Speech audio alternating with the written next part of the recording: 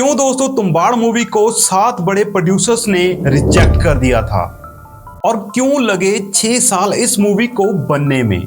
पहले दोस्तों तुम्बाड़ मूवी कुछ ज्यादा स्क्रीनों पर तो शेयर नहीं हो पाई, लेकिन जब इस मूवी के बारे में लोगों को पता चला तो दोस्तों इस मूवी ने सारे रिकॉर्ड तोड़ दिए। अब तक की ये हॉरर मूवीज में सबसे बेस्ट एक्सपेरिमेंटल मूवी है।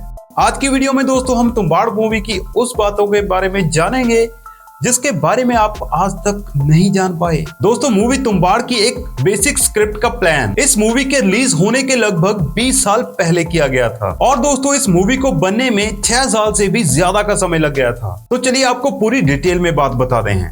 जब दोस्तों फिल्म के डायरेक्टर राही अनिल के एक दोस्त ने साल 1993 में महाराष्ट्र के नागजीरा वाइल्ड लाइफ सेंचुरी में एक बहुत ही भयानक स्टोरी सुनाई और फिल्म के डायरेक्टर राही अनिल उस समय इस स्टोरी को सुनकर बहुत ज्यादा डर गए थे और आगे आने वाले कुछ सालों तक उनके दिमाग में ये स्टोरी ऐसे ही चलती रही थी। आगे चल के दोस्तों डायरेक्टर राही अनिल ने एक इंटरव्यू में बताया कि जिस समय उनके दोस्त ने उनको ये स्टोरी जिस तरीके से सुनाई थी वो डरावनी स्टोरी और उनके एक एक कैरेक्टर उनके दिमाग में बैठ गए थे। दरअसल दोस्तों उनके दोस्त के द्वारा सुनाई गई ये डरावनी कहानी महाराष्ट्र के एक जाने माने राइटर नारायण धरप की स्टोरी थी, जिसने उस टाइम पर डायरेक्टर राही अनिल पर बहुत गहरा इंप्रेशन छोड़ा था। और आगे चलकर 1997 में अनिल राही ने स्टोरी से इंस्पायर होकर और एक ऐसी ही डरावनी स्टोरी लिखने के बारे में सोचा। और उस समय दोस्तों डायरेक्टर राही अनिल की एज सिर्फ 18 वर्ष थी और उन्होंने दोस्तों उस समय फिल्म की बेसिक स्टोरी उसी टाइम तैयार कर ली थी और इसका टाइटल उन्होंने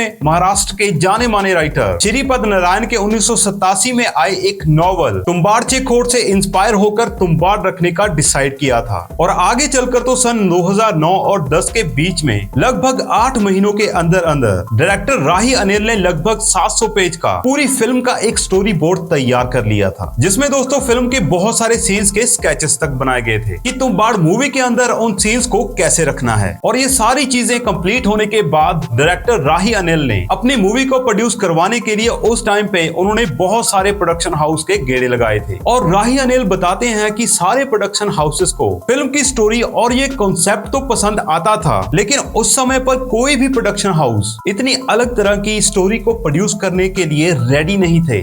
और दोस्तों उस समय पर सारे प्रोड्यूसर्स ने फिल्म से बैकआउट कर लिया था और उनमें से दोस्तों एक अनुराग कश्यप भी थे। असल में दोस्तों एक टाइम पर इस मूवी को नवाजुद्दीन सिद्दीकी को मेन लीड पे रखकर बनाने का डिसाइड किया गया था, लेकिन दोस्तों प्रोड्यूसर्स के बैकआउट करने की वजह से ये मूवी उस समय नवाजुद्दीन सिद्दीकी के साथ नहीं बन पाई थी। और इसके बाद फाइनली जाके राही अनिल सोहम शाह से मिले, जिनका काम उन्हें फिल्म शिप ऑफ थीसिस में बहुत ज्यादा पसंद आया था। सोहम शाह ने जब इस फिल्म की बेसिक स्टोरी और इसके आइडियाज सुने तो उन्हें बहुत पसंद आए और सोहम शाह फिल्म के अंदर लीड एक्टर के तौर पर काम करने के साथ साथ इस मूवी को प्रोड्यूस करने के लिए भी तैयार हो गए।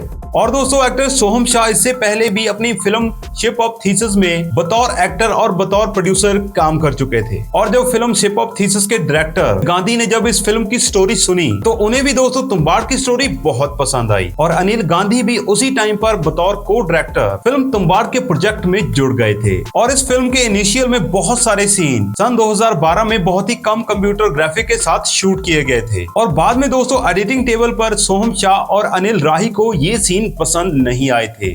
इस वजह से इस फिल्म को उन्होंने पूरा का पूरा दोबारा शूट करने का सोचा और अब दोस्तों एकदम नए तरीके से इस मूवी की पूरी स्क्रिप्ट लिखी गई और इनके कैरेक्टर्स में भी बहुत ज्यादा बदलाव किए गए। जैसे पहले मूवी की एक बेसिक स्टोरी पूरे तुम्बाड़ गांव की ही थी, जिसमें तुम्बाड़ विलेज की 3 अलग अलग स्टोरीज को दिखाया जाना था, लेकिन बाद में इस मूवी स्क्रिप्ट को चेंज करके केवल मूवी के लीड एक्टर विनायक के परिवार के इर्द गिर्द स्टोरी को रखा गया। इसके अलावा दोस्तों पहली मूवी के अंदर हस्तर का कलर एकदम ब्लैक था और दोस्तों फिल्म के अंदर नजर आई विनायक की दादी को पहले 300 किलो की एक बहुत ही हैवी बॉडी को दिखाया जाना था, लेकिन बाद में इसको चेंज करके हस्तर को रेड कलर का कर दिया और दादी माँ को भी थोड़ा पतला दिखाया गया था। और तुम्बाड़ मूवी के अंदर दोस्तों विनायक के कोठे में जाने वाले सीन्स को भी बाद में ऐड किया गया था। इसके अलावा दोस्तों मूवी का पहले एंड यहाँ पर होना था जब इतने सारे हस्तर आकर विनायक और उसके बेटे को घेर लेते हैं, लेकिन बाद में एकदम से इस मूवी को खत्म ना करते हुए इसमें और सीन्स को ऐड कर दिया गया। इस तरह से दोस्तों इस तुम्बाड़ मूवी की पुरानी स्क्रिप्ट में बहुत सारे बदलाव करके इसकी एकदम ब्रांड न्यू स्क्रिप्ट तैयार की गई थी। हालांकि दोस्तों फिल्म की फाइनल एडिटिंग तक भी इस मूवी की स्क्रिप्ट में बदलाव किए जाते थे। जैसे दोस्तों फिल्म के अंदर जो रेड कलर का वुम हमें दिखाया जाता है उसे दोस्तों पहले बिल्कुल डिफरेंट तरीके का रखा गया था और फिल्म के अंदर हस्तर की भी एक पूरी बैक स्टोरी को तैयार किया गया था जिससे कि ये सुनने में एकदम करेक्ट लगे। इसके अलावा मूवी के मेन एक्टर और प्रोड्यूसर सोहम शाह ने दोस्तों मूवी के अंदर विनायक का रोल करने के लिए 18 kg वेट गेन किया था। और दोस्तों नॉर्मली तो सोहम शाह की बॉडी ऐसी नहीं है, लेकिन मूवी के अंदर अच्छा दिखने के लिए उन्होंने अपनी बॉडी को मूवी के लिए इतना तैयार किया था। और दोस्तों तुम्बाड़ मूवी को पूरा बनने में लगभग 6 साल का समय लग गया था और दोस्तों सोहम शाह ने इन 6 सालों में अपनी लुक को ऐसे ही मेंटेन रखा था जिससे कि दोस्तों मूवी की कंटिन्यूटी में कोई भी फर्क ना पड़े।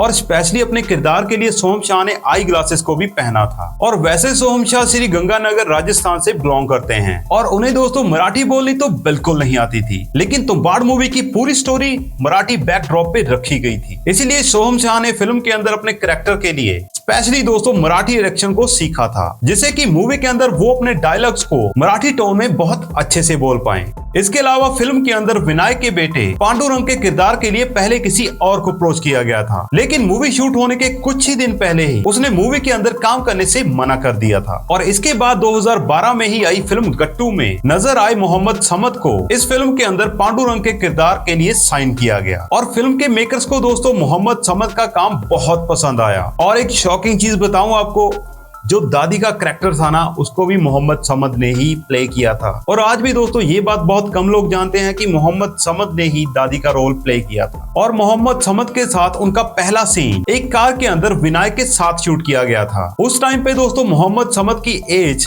12 साल थी, लेकिन मूवी बनने में दोस्तों 6 साल का समय लग गया था। इसीलिए अगर आप इस मूवी को ध्यान से देखोगे तो मोहम्मद समद के फेस में हमें पूरी मूवी के दौरान बहुत सारे चेंजेस देखने को मिलते हैं। इसके अलावा यंग विनायक के किरदार में धुन्नी राज प्रभाकर को कास्ट किया गया था। और मूवी के स्टार्टिंग में धुन्नी राज प्रभाकर की एज भी बहुत कम थी, लेकिन इस मूवी के रिलीज होते होते भी उनकी एज काफी बढ़ गई थी। और उन दोनों की एज बढ़ने के साथ साथ मोहम्मद समद और धुन्नी राज प्रभाकर की आवाज में भी बहुत बदलाव आ गया था। और इसी कारण से बाद में मूवी के अंदर इन दोनों की आवाज को मल्हार परवीन ने डब किया था। और मल्हार परवीन ने इन दोनों की आवाज को इतने अलग अलग तरीके से डब किया था कि मूवी के अंदर ये पहचानना काफी मुश्किल था कि फिल्म के अंदर पांडुरंग और यंग विनायक की किरदार की आवाजों को किसी एक ने ही डब किया था। इसके अलावा दोस्तों मूवी में दादी की आवाज को रत्नाबली भट्टाचार्य जी और रघुवीर यादव ने मिलकर डब किया था। और इसके अलावा दोस्तों अगर बात करें हम इस मूवी की शूटिंग लोकेशन की, तो इस मूवी की शूटिंग दोस्तों बहुत ही पुराने समय में की जानी थी। तो उसी पुराने समय के हिसाब से फिल्म के लिए कुछ वैसी ही लोकेशंस को सर्च किया गया और उसी टाइम को ध्यान में रखते हुए सेट पर एक से एक छोटी से छोटी चीज को एकदम डिटेलिंग में बारीकी से डिजाइन किया गया था। जैसे मूवी के अंदर दिखाए गए सरकार के वाड़े को सरदार पुरंदर वाड़ा महाराष्ट्र में शूट किया गया था। इस रियल वाड़े का मेन गेट देखकर आप इसे पहचान सकते हैं। और इसी वाड़े के अंदर की लोकेशन के भी बहुत सारे सीन्स शूट किए गए थे। इसके अलावा दोस्तों मूवी के अंदर जो पहाड़ के ऊपर घर का सेट था वो सतारा जिले के ससादत गांव के पास में लगाया गया था। और पहाड़ पर दोस्तों इस सीन को ऐसे शूट किया गया था जिससे कि दूर दूर तक दोस्तों आधुनिक चीजें ना नजर आ पाए। और फिल्म के अंदर नदी वाले बहुत सारे सीन्स को पुणे के पास में एक गाँव में शूट किया गया था। और इस मूवी के बहुत सारे सीन्स महाबलेश्वर और महाराष्ट्र के रियल तुम्बाड़ विलेज में भी शूट किए गए थे। इसके अलावा दोस्तों मूवी के बहुत सारे सीन शूट करने के लिए तो दोस्तों ये तो थी कुछ बातें तुम्बाड़ मूवी के बारे में जो आपको नहीं पता थी। दोस्तों मैंने तो ये मूवी बहुत बार देखी है। दोस्तों आपको इस मूवी में सबसे अच्छा पार्ट कौन सा लगा हमें नीचे कमेंट करके बताओ। और अगर आपको ये हमारा वीडियो अच्छा लगा तो हमारी वीडियो को लाइक करके हमारे चैनल को सब्सक्राइब जरूर करके जाना। और हाँ मेरे भाई इस वीडियो को शेयर जरूर करना, हमारी मेहनत को रंग जरूर लगाना। धन्यवाद धन्यवाद धन्यवाद धन्यवाद।